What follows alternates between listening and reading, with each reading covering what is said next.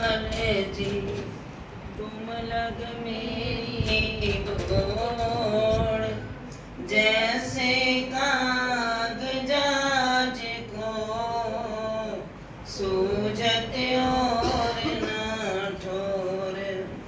भक्ति दान मोहे दीजिए गुरुदेवन के देव, और कछु ना चाहिए निस दिन तुम्हारी से, और कछु ना चाहिए निस दिन तुम्हारी से। बोल जयकारा बोल मेरे श्री गुरु महाराज की जय, बोलो सांचे दरबार की जय, बोलो श्री नगरी निवासी भगवान की जय, बोलो श्री परमहंस दयाल जी महाराज की, बोलो श्री निजातम भगवान की, बोलो सच्ची सरकार की, बोलो श्री स्वामी जी महाराज की जय।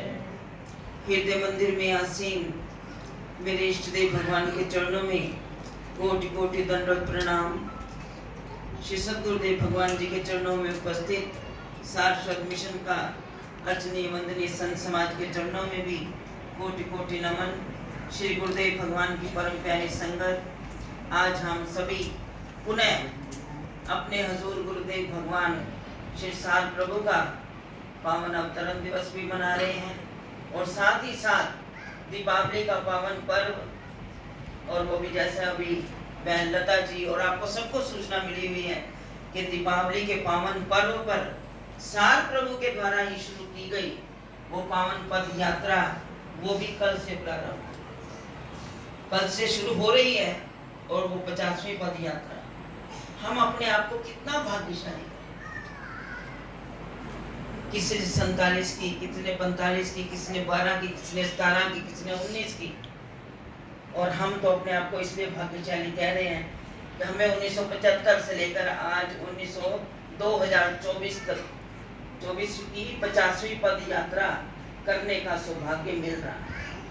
ये 50वीं पद यात्रा की ये 2 पद यात्री, और मुझे बहन लता की अभी बात याद आ गई, इन्होंने याद दिलाई कि मेरी मम्मी बहन राज जी वो भी हर साल चाहे चला जाए चाहे ना चला जाए, और मुझे बात पता कौन सी याद आई कि हमारे शिव भैया छोटे भाई वो भी सारे रास्ते ढोलकी की सेवा करते हुए गुरु महाराज जी के चरणों में पहुंचते, तो वो क्या राज बहन जी के साथ मिलाप करते, वो बड़े प्यार से सुनती। वो जब भी भजन बोलती, ट्रक में चढ़ना तो सबसे पहले चढ़ जाना, और किसी गाड़ी में बैठना तो सबसे पहले बैठ जाना। जब नहीं चला जाता, उनकी मजबूरी होती थी, भजन बोलने के टाइम भी सबसे आगे। और उन्होंने जब उनका परिचय देना या भजन कौन बोलेगा, क्योंकि रात्रि को जब जहां भी जिस पड़ाव पर यात्रा का समापन होता है 4 दिनों में, तो उस दिन रात को फिर महफिल सजती है, क्योंकि रास्ते के पड़ाव पर तो 5 मिनट का, 10 मिनट का, 15 मिनट का जहाँ जहाँ पड़ाव पर समय मिलता है, लेकिन रात्रि को जब जहाँ यात्रा पहुंच जाती है अपने विश्राम स्थल पर, वहां पर सबको बारी बारी से भजन बोलने का अवसर मिलता है कि अपने दिल की भड़ास निकाल लो। जिस तरह भी कुछ भड़ास का मतलब कि थकान दूर हो जाती है, चाहे नाचना है नाच लो, चाहे भजन बोल लो, चाहे तालियां बजा लो, किसी तरीके सवेरे के लिए फिर शरीर तैयार हो जाए। तो 7 से लेकर 7 बजे आरती और 9 बजे समाप्ति, और 9 बजे लंगर, 10 बजे सब सो जाओ। उसके बाद किसी की आवाज नहीं आनी चाहिए, और 3 बजे फिर विसल बज जाती, उठो तैयार हो, 4 बजे तैयार होके गेट के बाहर। तो राज बहन जी का परिचय क्या देते कि अब आपके सामने हमारे बहन जी, वो कौन जिनके साथ मोहम्मद रफी ने गाया। इनके साथ गाते गाते मोहम्मद रफी तो चले गए, ये अभी यही बैठी हुई। फिर उसके बाद महेंद्र कपूर, पता नहीं कौन कौन से सिंगर, हमें पूरा पता भी नहीं। कहते हैं राज जी अभी बैठे, लेकिन अब पता लगता है कि अब वो यादें याद आ रही हैं, पर राज जी भी पता नहीं कहाँ पहुंच गई गुरु महाराज जी के चरणों में, गुरु महाराज जी के गीत गाते हुए। तो यादें जो हैं वो कभी जाती नहीं है, क्योंकि वो यादें बड़ी सुनहरी हैं। और आज का दिन, आज कौन सा दिन है? 27 अक्टूबर। इसी यात्रा के अनुकूल 26 तारीख को सन 1997 में यात्रा गए। 1997 में 26 अक्टूबर को वो पद यात्रा शुरू हुई और जो गुरु महाराज जी ने लीला 27 अक्टूबर सवेरे गाजियाबाद में दिखाई, क्योंकि इस पद यात्रा में हजूर महाराज जी का आशीर्वाद, नंगली निवासी का भगवान का आशीर्वाद तो महाराज जी ने लेकर दिया, लेकिन जो महाराज जी भी कौतुक दिखाते रहे, क्योंकि उन्होंने कहा जो इस यात्रा में जाएगा वो कभी निराश नहीं होगा, उसकी झोलियां सदा मुरादों से भरी रहेंगी। और गुरु महाराज जी ने कैसे वो झोली भरी कि महाराज जी के बच्चे यात्रा करने के लिए गए। सबसे पहले जो पहली यात्रा में सबसे छोटा बच्चा 1 साल का सोनीपत से गया एक यात्रा में। उसके बाद प्रचलन हो गया कि जिसको गुरु महाराज जी ने लाल दिया हम भी इसको यात्रा करवाएंगे। और इसी तरह एक बच्चा दिनकर, वो भी 1 साल का हुआ, उनकी भी सुखना की गुरु महाराज जी ने दिया, यात्रा की थी, लड़का हुआ है, इसको भी यात्रा करानी है। उसकी माँ उसको बग्गी में लेकर यात्रा में चल पड़ी। जब 26 तारीख को यात्रा चली, 27 तारीख की सुबह हुई, जैसा मैंने कहा कि सवेरे 4 बजे सभी लाइनों में गेट के बाहर सामान रखकर खड़े हो जाते थे और स्वामी जी भी उस यात्रा में साथ ही थे। तो वो माँ ने बग्गी सबको, बच्चों वालों को आगे खड़ा कर दिया। जब उसको आगे खड़ा कर दिया, ट्रक पीछे खड़ा था, ट्रक पीछे खड़ा, उसको ड्राइवर चलाने वाला था, पूरा सामान उस पर लोड, सामान भरा हुआ और संगत खड़ी है और स्वामी जी अभी अंदर से बाहर आ रहे थे। सबसे आखिर में वो बाहर आए और इधर क्या हुआ, वो बच्चा बग्गी के अंदर मां लेकर उसको पकड़ के रैंप को क्या बोलते हैं, बग्गी उसकी खड़ी हुई है। लेकिन क्या गुरु महाराज जी ने लीला दिखाई कि ड्राइवर से पता नहीं क्या, ड्राइवर ने तो नहीं चलाई गाड़ी, जो कंडक्टर था उसने, जो सामान रखने वाला था उसने पता नहीं क्या हुआ, गाड़ी को वो क्या करने लगा, उससे चाबी लग गई, गाड़ी गियर में थी, मुझे गाड़ी का ज्यादा ज्ञान नहीं, तो गियर में थी, क्या था, वो चाबी लग गई तो वो गाड़ी जो कि ट्रक एकदम अपने अंदर, सारी संगत खड़ी, संगत एकदम दौड़ पड़ी। लेकिन जो बग्गी लेकर खड़ी थी माँ भी उस ट्रक के पहिए के नीचे और वो बच्चा भी ट्रक के नीचे। लेकिन गुरु महाराज जी की लीला, गुरु महाराज जी की लीला क्या है, माँ के बाजू के ऊपर से ट्रक का पहिया निकला और उसके आगे बग्गी से वो बच्चा वहां से उछला और ट्रक के पीछे पहिए के पास वो आराम से बैठा हुआ खेल रहा है, वही बैठा हुआ वो खेल रहा है। उस बच्चे की टोपी को इतनी सी मिट्टी लगी, बच्चे को कुछ नहीं हुआ और माँ के मुख से क्या निकला, हाय मेरा बच्चा। लेकिन उसको उसी वक्त क्या दर्शन हुआ कि श्री गुरु महाराज जी की इतनी लंबी बाजू, इतनी लंबी बाजू गुरु महाराज जी को उसकी माँ को दिखाई दी, लेकिन वो खुद बेहोश हो गई। जैसे ही स्वामी जी को पता लगा, स्वामी जी उसी तरह बच्चे को सेवादार भी दौड़े लेकर, साथ में ही मोहन मेकिंस वालों का अस्पताल है, उस अस्पताल में लेकर गए। माँ को जब होश आया, माँ ने कहा मेरा बच्चा, उनका तुम्हारा बच्चा बिल्कुल स्वस्थ है, गुरु महाराज की इसकी गोद। और देखो वो बच्ची अनंतपुर के परिवार से थी, फर्क तो कोई नहीं है, लेकिन उस परिवार से जब उसने कहा मैं भी यात्रा पहली की, अब भी करूंगी, लेकिन जब उसे कहा गया कि बेटा, स्वामी जी ने पूछा कि अब तुम्हें वापस टैक्सी करके भेज दे तुम्हारी बाजू, कहती महाराज जी नहीं, एक बार वापस चली गई तो मेरे घर के द्वारा मुझे यात्रा में नहीं आने देंगे, मुझे नंगी साहब भेज दो, घर में पीछे सूचना ही मत देना। ऐसा बच्चों का विश्वास जो गुरु महाराज जी की चरण शरण में लगे हुए हैं, उनके विश्वास भी अडोल होते हैं, कभी डोलते नहीं। ऐसे हमारे श्री गुरु महाराज जी ने जो ये यात्रा हजूर महाराज जी ने एक कारण बना गए कि हमारी संगतें की झोलियां सदा भरी रहे, जिसको दुख है उसके दुख दूर हो जाए, जिसकी झोलियां खाली उसकी झोलियां भर जाए, और जिसको नाना प्रकार की जो भी जरूरत है जो इस यात्रा में जाता है गुरु महाराज जी पूरी करते हैं। पीछे भी आपको बताया था कि महाराज जी ने ये वरदान दिया है इस यात्रा को, एक दिन दुनिया देखेगी। अब ये 50वीं यात्रा है, यहाँ तो इतनी अभी तैयारी नहीं है क्योंकि हमें भी उतनी समर्थ नहीं है, तैयारियां हो रही हैं, लेकिन नंगली साहब अब दुल्हन की तरह सज गया। नंगली साहब में क्या सार मिशन है, क्या कॉलोनी है, क्या नंगली दरबार है, बच्चे गए हैं, सेवादार गए हैं, सफाई कर मंदिर की धुलाई कर गए हैं, मिशन की धुलाई कर गए हैं, सब जगह कर गए हैं, सेवा कर गए हैं, और उनकी सेवा स्वामी जी ने ला रखी है। तो यात्रा में गुरु महाराज जी के पास आप जाओगे चलकर, उससे 1 सप्ताह पहले या 15 दिन पहले श्री गुरु महाराज जी के मंदिर की सेवा जरूर होनी चाहिए। चाहे सेवा हो भी जाए लेकिन फिर भी 60 सेवा दल के बच्चे अपने नियमानुसार जाकर श्री गुरु महाराज के मंदिर की सारी सफाई कर आते हैं। लेकिन महाराज जी हमें क्या समझाते हैं? यात्रा में अब 4 दिन गुरु महाराज जी की लीलाएं चलेंगी, क्योंकि हमें जो रास्ते में गुरु महाराज जी की कदम कदम पर वो कृपा महसूस होती है, उसका हम वर्णन इस जीवा के द्वारा नहीं कर सकते। हमारे पास वो जुबान नहीं कि गुरु महाराज जी की कृपा का हम वर्णन कर सके। लेकिन गुरु महाराज जी, लेकिन जो हुजूर महाराज जी हमें सिखाते हैं, हमने उस ओर भी जाना। हुजूर महाराज जी ने हमें क्या सिखाया? हमें दर दर फिरने की जरूरत नहीं है, एक ही दर के हो जाए। कहते हमारा मन क्या है? महाराज जी हमेशा अपने सत्संग में कहते थे, मन कुत्ता दर दर फिरे, दर दर दूर दूर होए, एक ये दर का हो रहे, दूर दूर करे ना कोई। और महाराज जी कहते थे, फरमाते थे कि आपको किसी चीज के लिए किसी के आगे हाथ फैलाने की जरूरत नहीं। और हमें आज तक वही महसूस होता है। आज जो कुछ भी किया जाता है, अब भी पता नहीं, क्योंकि 50वीं यात्रा, जितने भी संत हमारे साथ हैं, उन संतों ने कहा महाराज भाई जी 50वीं यात्रा क्या करना है? क्योंकि हमें कुछ नहीं पता, जो गुरु महाराज जी की मौज होगी वो करवा लेंगे, और हमें नहीं पता कहाँ से क्या तैयारी हुई है, कहाँ से आया, क्या हुआ, क्या गुरु महाराज जी के सामने गुरु महाराज जी पेश करवाएंगे। लेकिन महाराज जी के वो बात कि तुम्हें कहीं से मांगने नहीं दूंगा, अपने आप सब कुछ आता है।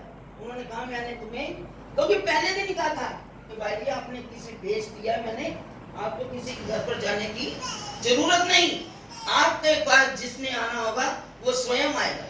महाराज जी के वहां को भूलते नहीं है, और आज भी वही बातें, हुजूर महाराज जी का आशीर्वाद, उनकी बातें आज भी पूरी हो रहे हैं। तो मुझे जो बात याद आ रही है, तो महाराज जी ने कहा अपनी सेवा में लगे रहो। अभी महात्मा जी निशब्दानंद जी फरमा रहे थे, बात कर रहे थे कि महाराज जी की भजन की बात सुना रहे थे। तो मैंने एक दिन ऐसे ही हुजूर महाराज जी से कहा, महाराज जी कमरे में विराजमान थे, मैंने महाराज जी से बात की। मैंने कहा महाराज जी महसूस होता था कोई भी अपने दिल की बात तो हमने शेयर कर लेनी महाराज जी से, छुपाया कभी नहीं था। मैंने महाराज जी को कहा, मैंने कहा महाराज जी आप कहते हो, क्योंकि महाराज जी ने ऐसा नियम बनाया था, आश्रम में दोपहर नाश्ता मिलेगा, सवेर को दोपहर को रोटी मिलेगी, लेकिन रात को रोटी नहीं देनी। क्यों नहीं देनी? कि ये रोटियां खाते हैं और मस्त होकर सो जाते हैं। क्योंकि भजन के लिए महाराज जी बड़ा पक्का करते थे अपनी शरण में आने वाले, अपने शरण में आने वाले जितने भी सेवादार थे, जितने शरणागत थे, कहते थे भजन करो, भजन के बिना तुम्हारा उद्धार नहीं होगा। क्यों? उन्होंने कहा जो दुनिया तुम्हें देती है ना, कहते हैं गृहस्थी का दान 9 उंगल दान, हम खाते तो हैं, कहते मांगते हैं, इतना खाते हैं इतना लेकर भी जाते हैं, लेकिन महाराज जी फरमाते थे गृहस्थी का दान 9 उंगल दान, भजन करे तो उबरे नहीं तो फाड़ उखाड़े। हाँ पता नहीं चलता, हम तो कहते हम तो प्रसाद खा रहे, प्रसाद का भी नियम होता है, हम सोचते नहीं है। तो महाराज जी ने क्या फरमाया कि जो भी खाते हैं और सो जाते हैं, नहीं मिलेगी रोटी रात को। तो मैंने ऐसे स्वाभाविक महाराज जी से कह दिया, मैंने कहा महाराज जी सारे भजन करते हैं बैठकर, सवेरे आपने नियम बनाया है कि रात को सोना नहीं, 4 बजे उठ के भजन पे बैठते हैं, फिर उसके बाद 5:30-6 बजे जो नियम है आरती होती है, सबने बैठना भजन पे। मैंने कहा महाराज जी मैं तो रात को स्वामी जी को जब आपसे सेवा से खाली होते हैं तो मुझे रात को देर तक 1-1, 2-2 बज जाते हैं, काम करना पड़ता है सेवा यज्ञ। सारा लोग की पुस्तक 1350 पेज, आज किसी को कहो 10 पेज या 8 पेज या 20 पेज या 100 पेज की पुस्तक लिखो तो बड़ा समझते कि हमने बड़ी दुनिया वो कर ली, फतेह कर ली। लेकिन वो भी वक्त था, अभी भी ये अधूरा है, क्योंकि कई भक्तों की लीलाएं रह गई, कईयों के जीवन के विषय में स्वामी जी ने बहुत कलेक्शन की, बहुत कुछ रह गया। लेकिन इस पुस्तक के लिए स्वामी जी बहुत रात को काम करवाते थे, सुबह फिर 4 बजे जगा देना, 2 घंटे की नींद। मैंने कहा महाराज जी मैं तो नहीं कर पाती, नींद ही नहीं पूरी होती। उस वक्त महाराज जी ने फरमाया बेटा जैसा भी कहा ना कि सारा दिन सेवा करते हो फिर भजन पे बैठते हो, अपने शरीर का भी ख्याल करो। तो महाराज जी ने क्या फरमाया, ये जो सेवा तुम्हें दी है ना, यही तो तुम्हारा भजन है। तुम्हारा सारा दिन किसके ध्यान में बीता है? महाराज जी ने बड़े आराम से मन के संशय का निवारण कर दिया कि ये सेवा ही हमारा भजन है। कहते भजन करो तो अहंकार आ जाएगा, ओ मैंने बड़ा कुछ ही प्राप्त कर लिया, मेरे जैसा कोई भजनी की नहीं है। तो कहते हैं तुम्हारा भजन करके अहंकार आ जाएगा, लेकिन सेवा करके इस भजन पर ताला लगा लो कि तुम्हें अहंकार ना आए।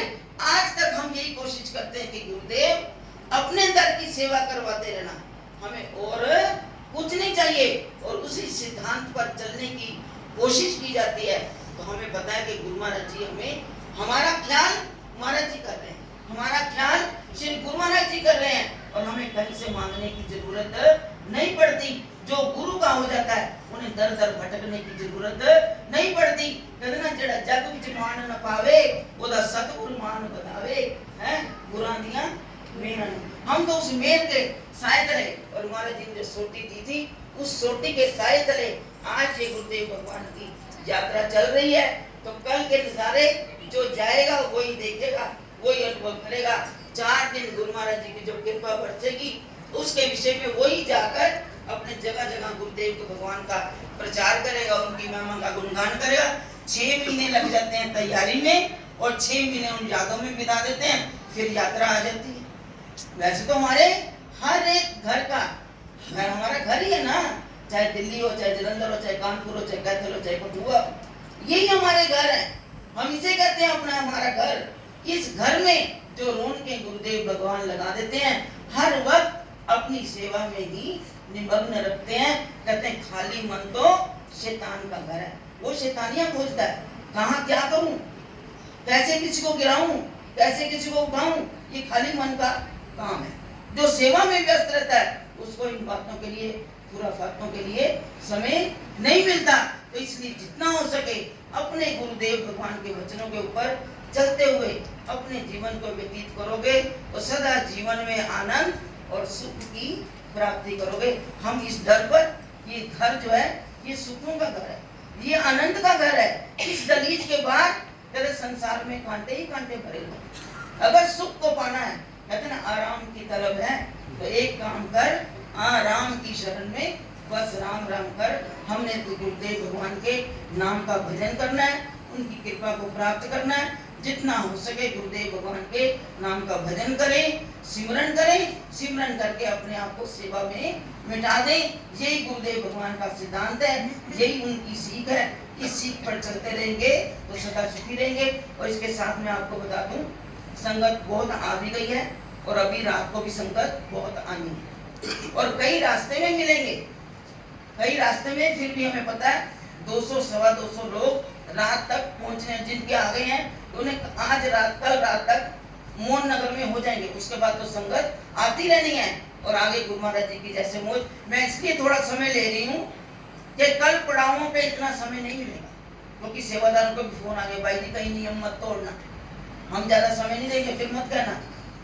मैंने कहा जी आपकी सेवा, क्योंकि हमें स्वामी ने कहा है, महाराज जी ने कहा सेवादारों के कहने पर संतों को भी चलना पड़ेगा। क्योंकि आज जो समय है आप देख रहे हो कि कहीं भी शोभा यात्रा निकलती है, कहीं भी जुलूस निकलता है, कहीं भी कुछ होता है, तो बड़े और ऊपर के उपद्रव भी हो जाते हैं।